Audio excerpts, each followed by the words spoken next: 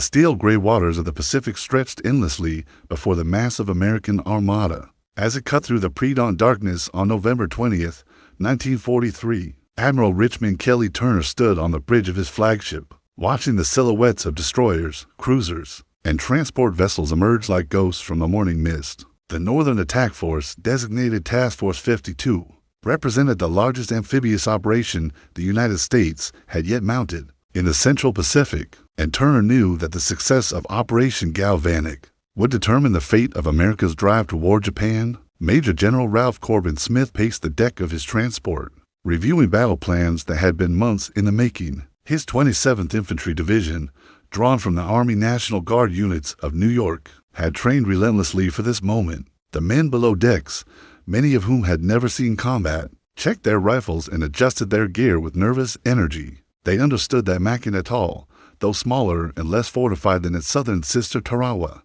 would test their mettle against seasoned Japanese defenders who had spent over a year preparing for this inevitable assault. The strategic importance of the Gilbert Islands could not be overstated. These coral atolls, scattered across the vast expanse of the Central Pacific, formed the outer ring of Japan's defensive perimeter. Control of Makin and Tarawa would provide the United States with airfields and naval bases essential for the next phase of the Pacific Campaign. Vice Admiral Raymond Ames Spruance, commanding the Central Pacific Force from his flagship Indianapolis, had spent countless hours studying intelligence reports and aerial photographs of the target. The Japanese garrison on Makin, estimated at 800 men under the command of Sergeant Major Kanemitsu, had transformed the peaceful atoll into a fortress of concrete bunkers, rifle pits, and carefully concealed artillery positions. As referenced in military historical accounts from the U.S. Navy Historical Center, the pre-invasion bombardment began precisely at 0630 hours, when the battleships Pennsylvania and New Mexico opened fire with their massive 14-inch guns.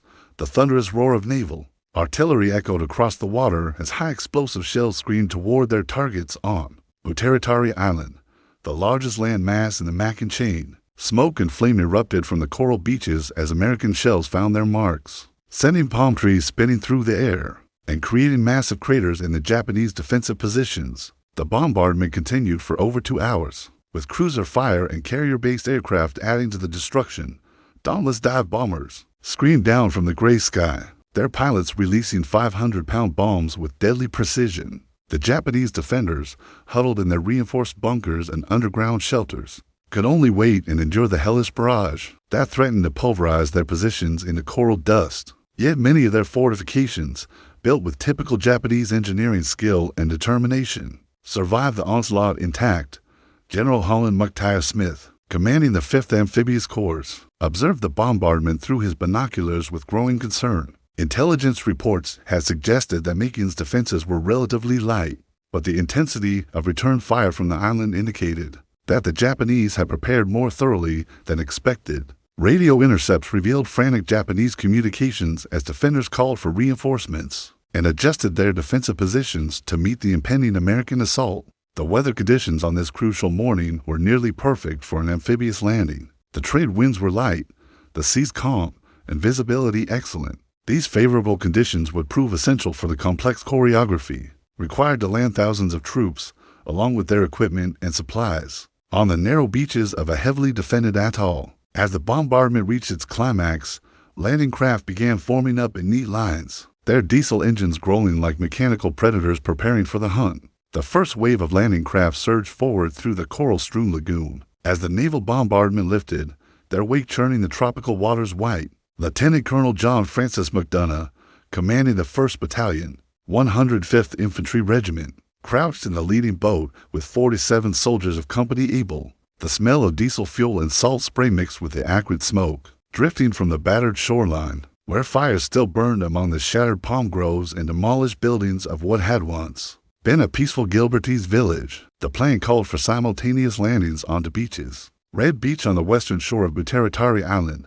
and Yellow Beach on the lagoon side. Red Beach offered a direct approach, but faced the full strength of Japanese coastal defenses, while Yellow Beach provided access through the calmer lagoon waters, but required navigating treacherous coral reefs that could tear the bottom out of unwary landing craft. General Smith had divided his forces accordingly, sending the battalion combat teams against each objective in a coordinated assault, designed to split the Japanese defenses. As the landing craft approached Red Beach, Japanese machine guns suddenly erupted from concealed positions among the wreckage. Tracer rounds streaked across the water like deadly fireflies, and several boats took hits that sent splinters flying and wounded men crying out in pain. Sergeant First Class Anthony Nicastro of Buffalo, New York, stood up in his boat despite the enemy fire and began directing his squad's response. "Keep your heads down, but keep your rifles ready," he shouted over the roar of engines and gunfire. "We'll be on that beach into minutes." The first Americans to reach Red Beach were men of Company Baker, 2nd Battalion, 105th Infantry. Private Robert Chen from New York City was among the first soldiers to leap from his landing craft into the shallow water, his M1 Garand rifle held high above his head as he waded through knee-deep surf toward the coral sand.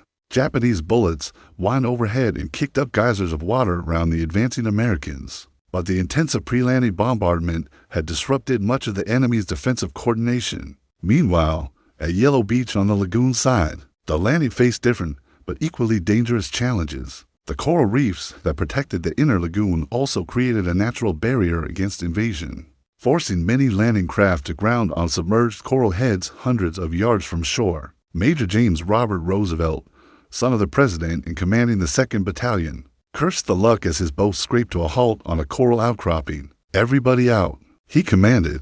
"We wade from here." His men dropped into chest-deep water and began a long, exhausting march to shore, their equipment weighing them down and making them perfect targets for any Japanese defenders who might have survived the bombardment. The Japanese response to the American landings was immediate and fierce. Sergeant Major Kanemitsu had positioned his men in a series of mutually supporting strong points that commanded both approaches to the island, from concrete bunkers camouflaged with palm fronds and coral rubble. Japanese riflemen opened fire on the struggling Americans. Light machine guns chattered from hidden positions, their muzzle flashes barely visible among the debris of the bombardment. Despite being outnumbered more than 30 to 1, the Japanese defenders fought with the desperate courage of men who knew they faced annihilation. Colonel Gardner Conroy, the regimental commander, established his headquarters in a shell crater just inland from Red Beach. As his men fought to expand their tenuous foothold, radio reports crackled in from his battalion commanders, painting a picture of fierce but scattered resistance. The Japanese had not attempted a coordinated defense of the beaches,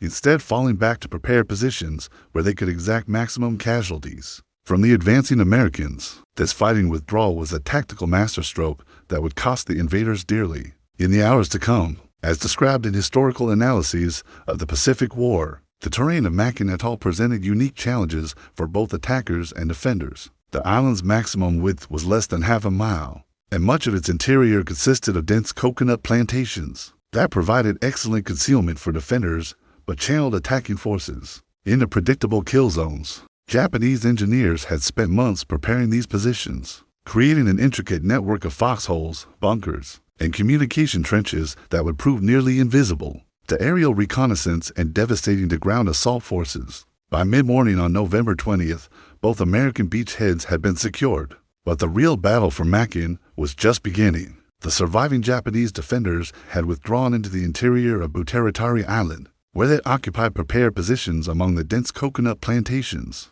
that covered most of the atoll's landmass. These groves, with their orderly rows of towering palms and thick undergrowth, created a maze of shadows and concealment that would favor the defenders. Throughout the coming struggle, Captain William Harrison led Company Charlie of the 1st Battalion through the eastern edge of the plantation. His men spread out in a skirmish line that moved cautiously between the massive palm trunks. The eerie silence was broken only by the rustle of palm fronds in the trade wind and the distant crack of rifle fire from other sectors of the battle. Harrison had fought in the Guadalcanal campaign and recognized the signs of a well-prepared ambush. "Watch those trees," he whispered to his platoon leaders. "Charlie's got snipers up there, and they know we're coming." The Japanese had indeed prepared an elaborate network of sniper positions throughout the coconut groves. Individual riflemen, equipped with the excellent Type 99 Arisaka rifles, had been positioned in carefully camouflaged tree platforms that commanded clear fields of fire down the natural corridors between palm rows.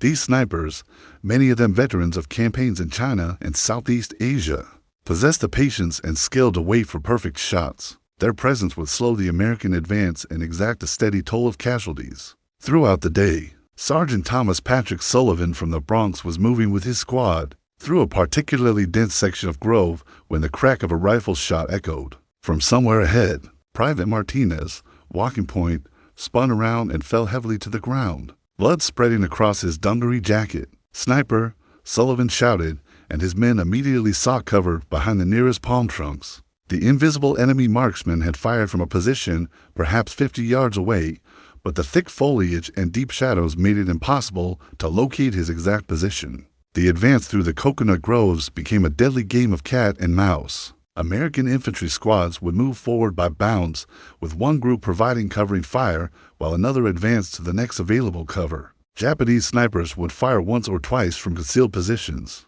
then either melt away to new locations or wait motionless for the next opportunity to strike. The Americans learned to avoid the obvious routes between palm rows, instead forcing their way through the thick undergrowth where movement was more difficult, but concealment was better. Lieutenant Colonel McDonough coordinated the advance from his forward command post, established in a bombed-out Japanese supply dump near the center of the island. Radio communications crackled constantly as his company commanders reported their progress and called for support.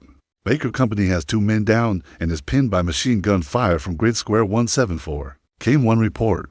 "Charlie Company requests immediate mortar fire on suspected sniper positions in the eastern grove, came another. The 193rd Tank Battalion proved invaluable during this phase of the battle. The Sherman tanks, specially modified for Pacific operations, could crash through the coconut groves like mechanical elephants, their thick armor protecting them from Japanese small arms fire, while their 75mm guns blasted suspected enemy positions with high explosive shells. Tank crews worked closely with infantry squads, with foot soldiers marking targets and providing security against Japanese tank hunting teams. Armed with magnetic mines and satchel charges, Private First Class David Kowalski, a tank driver from Detroit, found himself in the middle of the most intense fighting when his Sherman broke through into a clearing where the Japanese had established a strong point around an old concrete water tank. Enemy machine gun fire rattled harmlessly off his tank's armor as he maneuvered to give his gunner a clear shot. Traverse left,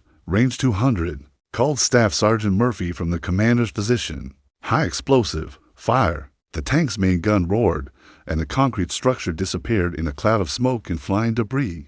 The coordination between tanks and infantry represented one of the key tactical innovations that emerged from the Pacific Campaign, and its effectiveness at Makin would influence American amphibious doctrine. For the remainder of the war, the afternoon sun beat down mercilessly on the coconut groves of Buteritari Island. As the battle entered its most critical phase, Major General Ralph Smith had established his division command post in a captured Japanese bunker near the lagoon shore, where he could monitor the progress of his scattered battalions and coordinate support fires from the fleet offshore. The reports filtering in from his frontline commanders painted a picture of steady progress against determined resistance. But Smith knew that the real test would come when his forces encountered the main Japanese defensive line. That defensive line had been carefully prepared by Sergeant Major Kanemitsu and his engineering specialists over many months of labor, centered around a series of concrete pillboxes and reinforced bunkers. It stretched across the narrowest part of the island like a steel trap waiting to snap shut.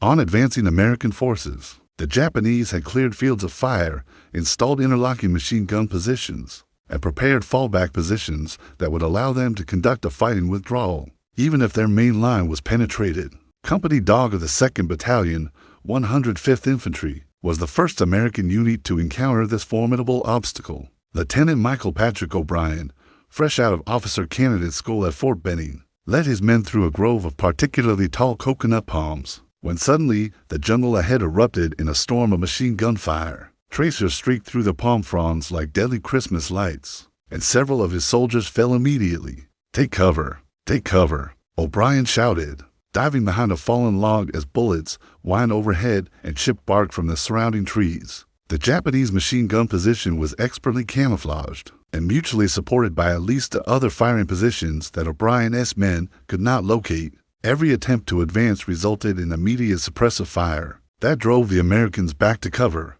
The enemy gunners had clearly ranged their weapons on all the likely approaches, and their disciplined fire control indicated professional military training rather than the desperate resistance of cornered garrison troops. Corporal Eddie Yamamoto, A Japanese-American soldier from Hawaii serving with the intelligence section proved invaluable in this situation. His ability to understand enemy communications helped American commanders anticipate Japanese tactical moves and identify key defensive positions. When captured, Japanese documents revealed the location of an ammunition dump behind the main defensive line. Yamamoto's translation enabled the Americans to call in devastating naval gunfire that eliminated a crucial enemy supply point. The breakthrough came when Captain Roosevelt's battalion, working around the southern flank of the Japanese position, discovered a gap in the enemy line near the lagoon shore. A company had been moving through a swampy area that the Japanese apparently considered impassable. When Staff Sergeant William Thompson spotted what appeared to be an unmanned section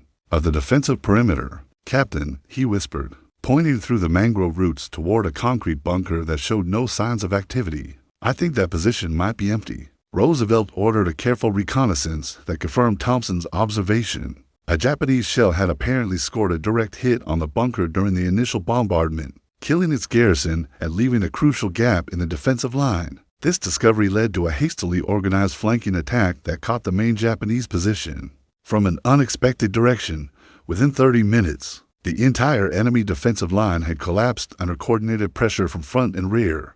The collapse of organized Japanese resistance on Butaritari Island came suddenly and dramatically. Once their main defensive line had been broken, the surviving enemy soldiers found themselves isolated in small groups with no possibility of mutual support. Some fought to the death in their individual positions, while others attempted to withdraw to the far end of the island where they hoped to make a final stand. The American advance accelerated rapidly as organized opposition crumbled. By late afternoon, advance elements of the 27th Division had reached the eastern shore of Butaritari Island, effectively cutting the atoll in half and trapping the remaining Japanese defenders into separate pockets. The larger group had withdrawn to the village area at the eastern tip of the island, while a smaller force had taken refuge in the government wharf area on the lagoon side. Both positions would require careful reduction, but the outcome of the battle was no longer in doubt. Colonel Conroy established a new command post in the captured Japanese headquarters bunker, a substantial concrete structure that had somehow survived both the preliminary bombardment and the ground fighting. Maps and documents scattered around the position provided valuable intelligence about Japanese defensive preparations and the true strength of the enemy garrison, which proved to be significantly larger than pre-invasion estimates had suggested. Dawn on November 21st revealed the true extent of American success. During the previous day's fighting, the stars and stripes flew from improvised flagpoles at both red and yellow beaches, while columns of black smoke still rose from burning Japanese installations. Throughout the interior of Butaritari Island, Major General Smith surveyed the battlefield from his command post and estimated that organized enemy resistance had been reduced to isolated pockets that could be eliminated with coordinated attacks by fresh troops. The eastern pocket, centered around the native village at the tip of Butaritari Island, contained an estimated 150 Japanese soldiers who had barricaded themselves in concrete buildings and prepared positions among the traditional thatched houses of the Gilbertese inhabitants. These defenders, cut off from resupply and reinforcement, fought with the desperation of men who knew their situation was hopeless. Their position commanded excellent fields of fire over the narrow approaches, and reducing it would require careful coordination between infantry, armor, and naval gunfire. Lieutenant Colonel Gerard Kelly, commanding the 3rd Battalion, 105th Infantry, drew the mission of eliminating the eastern pocket. His men had seen relatively little action during the initial landing and were fresh enough to conduct the deliberate attack that the situation required. Kelly positioned his rifle companies in a semicircle around the enemy position, while his heavy weapons company established mortar positions that could provide support and fires. Without endangering advancing infantry, the attack began at 0800 hours with a brief but intense artillery preparation fired by the destroyer Phelps, positioned in deep water off the eastern end of the island. 5-inch shells screamed overhead and burst among the Japanese positions, with tremendous concussions that shattered windows and brought down several of the traditional buildings. The preliminary bombardment was necessarily brief to avoid giving the enemy time to recover, but its psychological effect on the trapped defenders was devastating. Company Adam, led by Captain George Thompson, advanced from the north while Company King attacked from the south. The Japanese response was immediate and fierce, with machine gun fire sweeping the open ground between the coconut groves and the village proper. Several Americans fell in the opening moments of the assault. but the attackers pressed forward with a steady determination that had characterized their performance throughout the campaign. Private First Class Joseph Kowalski, advancing with the 3rd Squad of Company Item, found himself separated from his unit when Japanese machine gun fire forced his platoon to take cover behind a concrete water tank. The enemy position was located in a 2-story building that had once served as the colonial administrator's residence, and its 2nd-floor windows provided perfect firing positions that commanded the entire approach route. Kowalski realized that his squad could not advance without eliminating this strong point. Working alone, Kowalski maneuvered through a drainage ditch that allowed him to approach the building from its blind side. Japanese soldiers inside were focused on targets to their front and failed to detect his approach until he was within grenade range of their position. His first fragmentation grenade, thrown through a ground floor window, exploded among a group of enemy soldiers who were passing ammunition to the upper floor. The resulting confusion allowed Kowalski to reach the building's entrance and begin clearing it room by room with rifle fire and additional grenades. The elimination of this key strong point broke the back of Japanese resistance in the eastern pocket.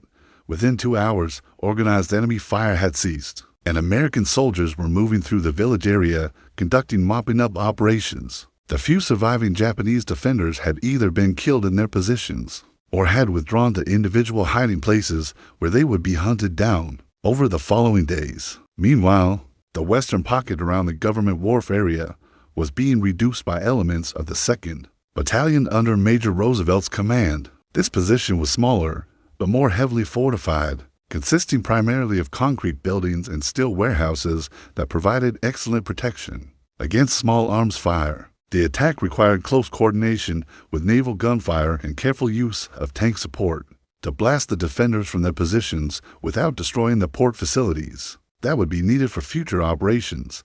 The final Japanese position fell at 14:30 hours on November 21st when a combined tank and infantry assault overran the last enemy strong point in the Customs House building. General Ralph Smith stood among the ruins of what had once been the Japanese command bunker on Butaritari Island, watching his soldiers raise the American flag over the captured position. The date was November 23, 1943, and the Battle of Makin had officially ended with the surrender of the last enemy holdouts near the government wharf. The victory had cost the 27th Infantry Division 66 men killed and 152 wounded, while Japanese casualties totaled 550 dead and 105 prisoners of war. The strategic significance of the American victory at Makin extended far beyond the immediate tactical success. Control of the atoll provided the United States with a forward air base and naval anchorage that would prove crucial for subsequent operations against the Marshall Islands. More importantly, the successful execution of Operation Galvanic demonstrated that American amphibious warfare techniques had matured to the point where even heavily fortified atolls could be seized. With acceptable casualties, Colonel Conroy established his regimental headquarters in the former Japanese administration building, a concrete structure that had survived both a preliminary bombardment and 3 days of ground fighting. From this vantage point, he could observe the enormous logistical effort required to transform a captured enemy base into an operational American facility. Engineering battalions worked around the clock to repair the airfield, clear the harbor of sunken vessels, and establish fuel and ammunition storage areas that would support future operations. The human cost of victory became apparent as Graves' registration teams began the grim task of collecting and identifying American dead. Chaplain Francis Murphy conducted burial services for the fallen soldiers in a cemetery established near the lagoon shore, where wooden crosses marked the final resting places of men who had given their lives to secure this tiny speck of coral and palm trees in the vast Pacific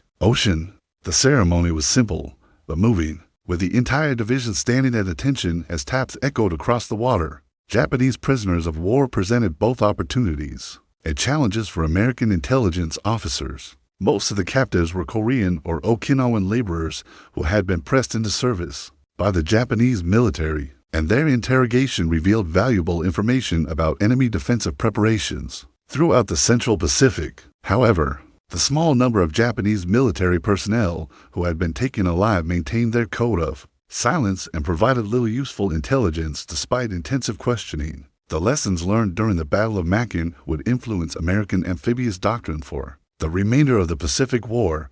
The effectiveness of coordinated tank infantry teams in jungle Fighting led to modifications in unit organization and training. The vulnerability of landing craft to coral reefs resulted in improved reconnaissance techniques and the development of specialized assault vehicles.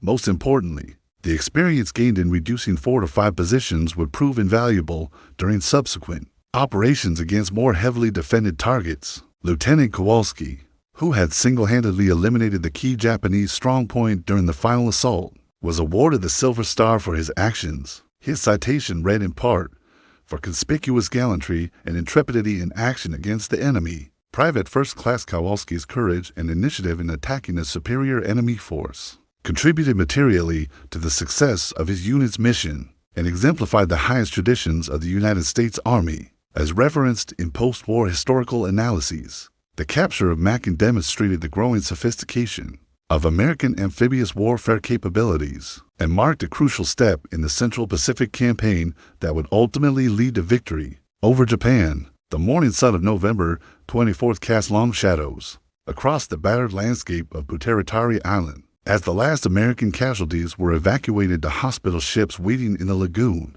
Hospital Corpsman Second Class Robert Chen moved among the wounded with practiced efficiency, checking bandages and administering morphine to those whose pain had become unbearable during the night. The aid station, established in a captured Japanese bunker, had treated over 200 American casualties during the 4-day battle, and Chen had seen enough suffering to last several lifetimes. Major General Smith walked through the ruins of the main Japanese defensive position, accompanied by intelligence officers who were documenting enemy equipment and tactical methods for analysis by higher headquarters. The complexity and thoroughness of Japanese preparations impressed even veteran officers who had fought at Guadalcanal and New Georgia. Every bunker had been carefully sited to provide mutual support. Every approach had been ranged by prepositioned mortars, and every building had been prepared for defense down to the last detail. The strategic implications of the American victory were already becoming apparent as construction battalions began the massive task of transforming Makin into an operational base.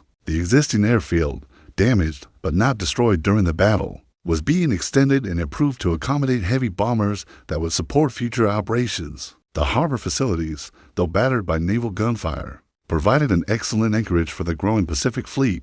Within weeks, Makin would become a crucial stepping stone in the American advance toward Japan. Captain Roosevelt, whose leadership during the flanking movement had contributed significantly to American success, received word that he had been selected for promotion to major and transferred to a staff position with the 5th Amphibious Corps. His experience in combined arms coordination would prove valuable in planning future amphibious operations, and his detailed after-action reports would influence American tactical doctrine. Throughout the remainder of the Pacific War, the lessons learned at Makin, particularly regarding tank infantry cooperation and the reduction of fortified positions, would save countless lives in subsequent campaigns. The Japanese defenders who had fought so courageously during the battle were buried in a separate cemetery established near the eastern tip of the island. American grave registration teams treated enemy dead with the same respect accorded to their own fallen comrades, recognizing the professional skill and desperate courage that had characterized Japanese resistance. Sergeant Major Kanemitsu,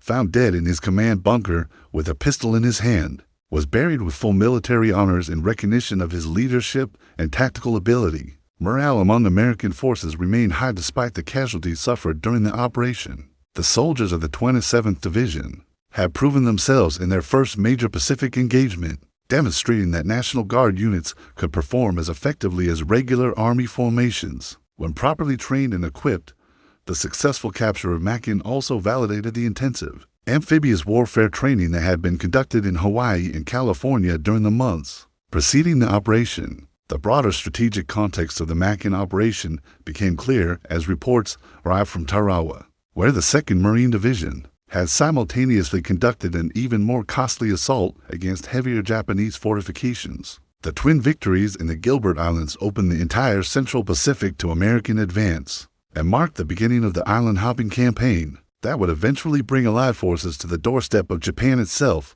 Admiral Nimitz's strategy of bypassing heavily fortified enemy positions while seizing key airfields and anchorages had proven its effectiveness in these first major tests. As the transport ships began loading survivors and equipment for the return journey to Hawaii, the men of the 27th Division took one last look at the Coral Atoll. they had captured at such cost. Many would never see Makin again, but they carried with them the knowledge that they had participated in a crucial victory that helped determine the outcome of the Pacific War. The Battle of Makin had ended, but its strategic consequences would resonate throughout the remaining years of World War II and establish the foundation for American victory in the Pacific theater. The American flag continued to fly over Butaritari Island as the last transport disappeared over the horizon, marking the permanent transfer of this remote Pacific outpost from the Japanese Empire to the United States of America. The price of victory had been paid in full, and the path to Tokyo lay open before the advancing Allied forces.